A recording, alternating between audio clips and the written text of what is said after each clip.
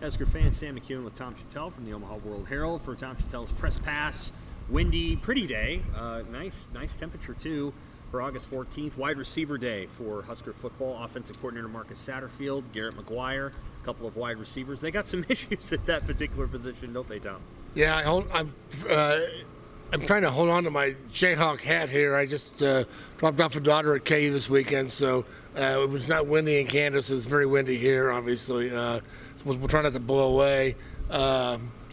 Yeah, I think it's a good day to talk about this because it's going to be windy, obviously, in Nebraska. The passing game is going to be interesting this year, Sam. I don't know. They don't have a lot of options in the receiving room right now that are really experienced. We're all anxious to see Billy Kemp, obviously. And then you've got a quarterback in Jeff Sims who's got interceptions in his past. Yeah. So can he clean those up? Who's he going to throw to? I think you touched on this in your column today a little bit about the quarterback run game. I personally see this developing, and certainly Marcus Satterfield's not going to tell us what they're going to do. They're going to want to surprise Minnesota. I think this is going to be a running team, and he said it all along that they want to do that. I think they're going to find the strength of this offense, and it may be the running backs right now, depending on the offensive line. I think the offensive line will do well if they're going to be physical. The more you run it, the more chance you had to be physical. And they'll like to pick their spots, like you said, with the quarterback run game. I don't think this will not be a receiver-heavy offense. I think it will be a run game, and I think throw to the tight ends. You have to throw deep once in a while, but we're still 2 weeks or so from the opener in Minnesota. I think it's starting to, maybe by necessity, that may be how it goes.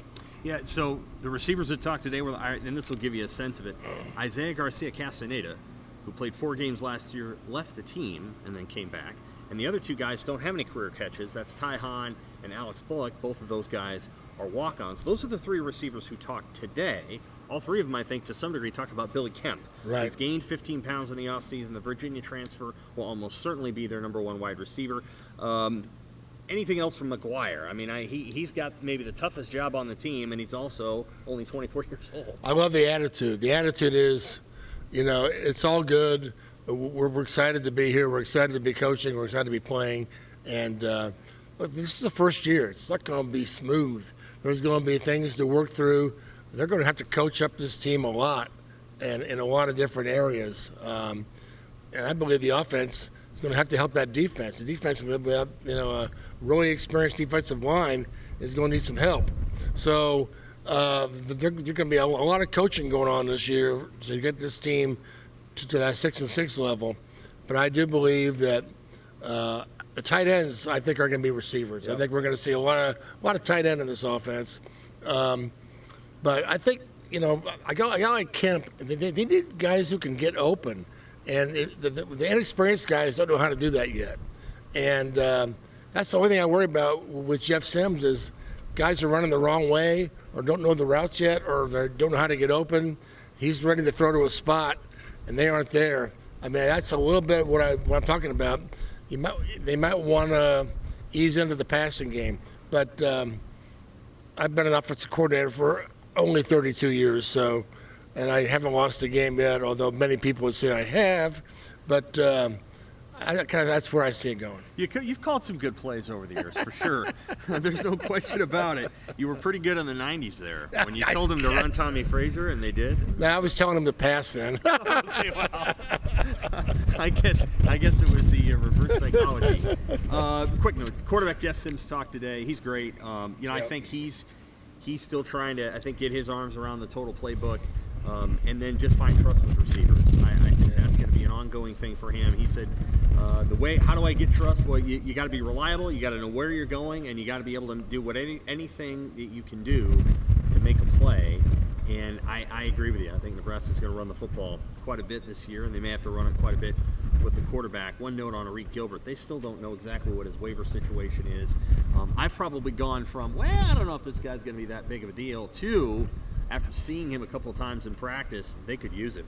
I think it's going to be important that they get him as a waiver. Of course, that's not in their hands. That's in the NCAA's hands, and I don't think that they have an answer yet. Any final thoughts here from a beautiful Monday? Well, the NCAA's mad at Jim Harbaugh right now, so maybe they're not worried about Gilbert. But the numbers thing, I might write about this later. I like the idea of honoring players with special numbers. I just think they should be numbers of the people up on that wall up there. Yeah. I think that every position group has a standard, and the offensive lineman can't have a single digit, so you can't honor them. And I like the big uglies. I want them. I'm always been an offensive line guy, and I think that those guys should. So maybe the offensive line should have like the best offensive line guy, or if you're going to honor him, he should wear 50 or 72, or take your pick up there. 67 or 75 is a few, But yep. So I might mention that. But I was excited. The spring game, we saw Sims wearing number 14, I think, and we were trying to figure out how many Nebraska quarterbacks ever wore 14, and I think Jerry Godowski was one of the few. So was excited to see that. Now he's going to be single digit. That's fine, but again, it's the thing we talk about here in camp. The AP poll came out today. Nebraska in it? No, but Wisconsin's 19. A little surprise there. A little surprise. Hi. Anyway, a good catch. I've got my instincts, my reflexes. But you're not voting in the poll this year, right? I'm not. No, I'm taking a break. Okay. So this is the first year. I don't know, whatever. It's okay. I'm fine with it. Our colleague over at the Journal Star, Amy Just, is taking it, and that's yeah. I always thought it was a pain in the butt, but anyway. she can take over that role. So I wasn't going to put. If I had been voting, Nebraska would not have been in my poll. Right. Wisconsin probably wouldn't have either. Yep. But you know what? We'll see what happens. We're 17 days away from kickoff. Nebraska, Minnesota, and then about 20 days from the other games. God, it's close. It feels close, and this actually feels like a fall day. For Tom Shatel, I'm Sam McEwen. Thanks for Tom Shatel's Press Pass.